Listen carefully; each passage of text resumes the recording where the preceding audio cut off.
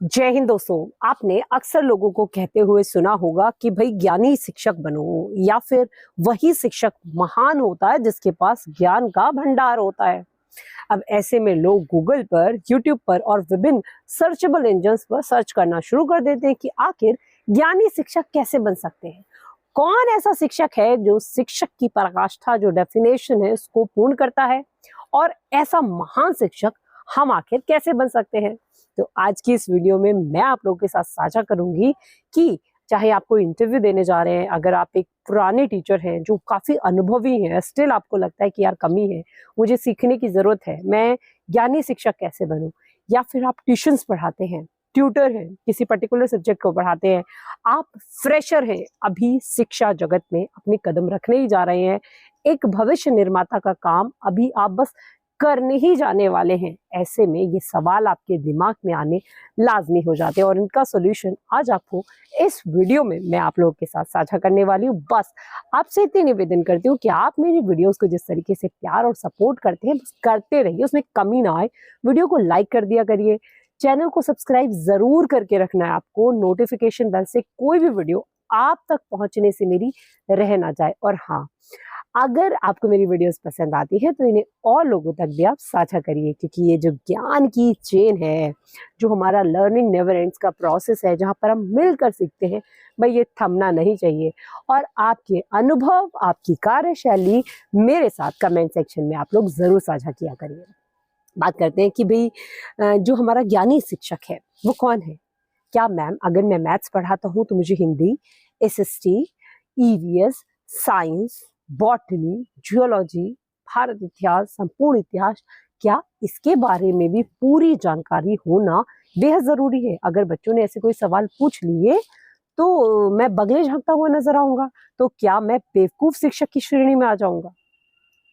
तो आप अपने आप से पूछिए, अपने उन शिक्षकों को याद करिए जो आपको अपने सब्जेक्ट के ट्रेंड टीचर, प्रोफेशनल टीचर्स होते थे, और उनके पढ़ाने का तरीका उस particular subject, for example accountancy ले लीजिए, आपको इतना शानदार लगता था कि आपको लगता था कि ये टीचर इंग्लिश कम आती है बट अकाउंट्स बहुत शानदार पढ़ाता है, इसलिए बेस्ट टीचर नहीं है। ये संभव ही नहीं है। कोई भी व्यक्ति एनसाइक्लोपीडिया हो ही नहीं सकता। संपूर्ण ज्ञान का भंडार कैसे बन सकते हैं आप एक ही विषय। आपका मार्गदर्शन करने वाला कोई भी गुरु उठा के ले लीजिए। आपने पुराने समय में भी सुना होगा और देखा होगा कि भाई धनुर्विद्या के धनुर्धर उस ऋषि के पास जाइए, वो आपको वर्ल्ड की बेस्ट धनुर्विद्या सिखा देगा। भाई आपको शास्त्रों से संबंधित जानकारी लेनी है, उस ऋषि मुनि के पास जाइए, वो आपको उस चीज में प्रोफेशनली ट्रेंड कर देगा। तो आपको इतना स्ट्रेस लोड लेने की जरूरत नहीं है। अगर आप ट्यूटर हैं, आप स्कूल टीचर हैं, आप फ्रेशर हैं, कि भाई अगर मैं किसी पर्टिकुलर सब्जेक्ट में रह जाता हूँ, कम नॉलेज है बट मेरे सब्जेक्ट की मुझे बहुत शानदार नॉलेज है, तो बच्चे मुझे गलत आंकना शुरू कर देंगे। या आपको 1% भी अपने कॉन्फिडेंस को गिराने की आवश्यकता नहीं है। बस इस चीज का जरूर ध्यान रखना है कि एक शिक्षक हमेशा एक लर्नर होता है, वो सीखता है। ऐसा नहीं है कि आप अपनी लर्निंग को रोक दें।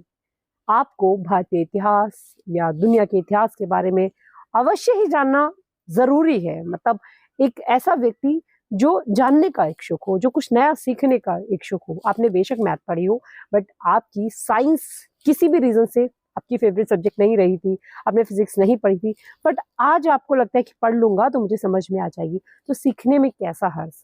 और जब भी आप कुछ नया सीखते हैं तो वो आपको और ज्यादा कॉन्फिडेंस देता है। तो सीखने में कोई बुराई नहीं है, बट उस सीखने से आप अपने आप को कम आंकना मत शुरू कर दीजिए, और उस सीखने मात्र से ही आप अपने आप को बहुत ज्यादा मतलब माचो बनना मत शुरू कर दीजिए कि भाई मुझसे ज्यादा ज्ञानी कोई नहीं है, मुझे सारे सब्जेक्ट की नॉलेज है, मुझे हिंदी भी मैं पढ़ा सकता हूँ, मैं मैथ्स भी बहुत अच्छा पढ़ा देता हूँ, मैं इंग्लिश भी बहुत अच्छा पढ़ा देता हूँ। उसका सिर्फ एक रीजन है कि आप एक अच्छे शिक्षक हैं। बेसिक नॉलेज किसी भी सब्जेक्ट को पढ़ाने के लिए, स्पेशली 12th क्लास तक कोई भी व्यक्ति पढ़ा लेगा, बट आप कब पढ़ा पाएंगे सारे सब्जेक्ट को बेहतर तरीके से, जब आप एक अच्छे शिक्षक होंगे। और अच्छे शिक्षक बनने का सिर्फ एक ही गुरु मंत्र है, एक ही स्टेटमेंट है, जो विद्यार्थी हित में रहकर काम करे, जो उनके होलिस्टिक डेवलपमेंट के लिए काम करे, वो व्यक्ति अच्छा शिक्षक कहलाता है। तो आप सोचिए कि आप किसी ज्ञान के भंडार बनना पसंद करेंगे किसी पर्टिकुलर सब्जेक्ट को लेकर, या फिर आप बच्चों को एक फ्रूटफुल आउटपुट देना चाहेंगे। आप एक ट्यूशन टीचर के तौर पे बात करती हूँ, मैं मैथ्स अच्छा पढ़ा लेती हूँ, मैं इंग्लिश अच्छा पढ़ा लेती हूँ, मैं इकोनॉमिक्स भी अच्छी पढ़ा लेती हूँ, बट मुझे लगता है बाकी सब्जेक्ट नहीं आते, क्या मेरे पास ट्यूशंस नहीं आएंगे? आपको इतनी भीड़ जमा ही क्यों करनी है? किस तरीके से मैनेज करेंगे आप इतने सब्जेक्ट को एक साथ पढ़ाना? बेहतर है कि कोई भी एक सब्जेक्ट पकड़ के उसमें ट्रेंड होकर उसकी सारी चीज़ों के ऊपर, बुक्स के ऊपर प्रॉपर रिसर्च करके उस पर्टिकुलर सब्जेक्ट को ही आप अपने प्रोफेशनल ट्यूटरशिप के लिए चुन लीजिए, और फिर देखिए बच्चों की भीड़ आपके पास लगनी शुरू हो जाएगी। तो उम्मीद करती हूँ आपके दिमाग का जो डिस्ट्रैक्शन, जो कमेंट आप मुझे करते हैं, उसको मैंने सॉल्व करने का प्रयास किया है। आपको मेरी बनाई वीडियो पसंद आई होगी, मेरे साझा किए गए ये सुझाव आपको पसंद आए होंगे। अगर पसंद आए हैं तो बस आपसे इतनी उम्मीद करती हूँ कि आप मेरे वीडियो को लाइक करें, चैनल को सब्सक्राइब जरूर कर लें, नोटिफिकेशन बेल दबा लें, जिससे कोई भी वीडियो आप तक पहुँचने से रह ना जाए। आज की वीडियो में बस इतना ही, फिर मिलते हैं। जय हिंद, जय भारत दोस्तों।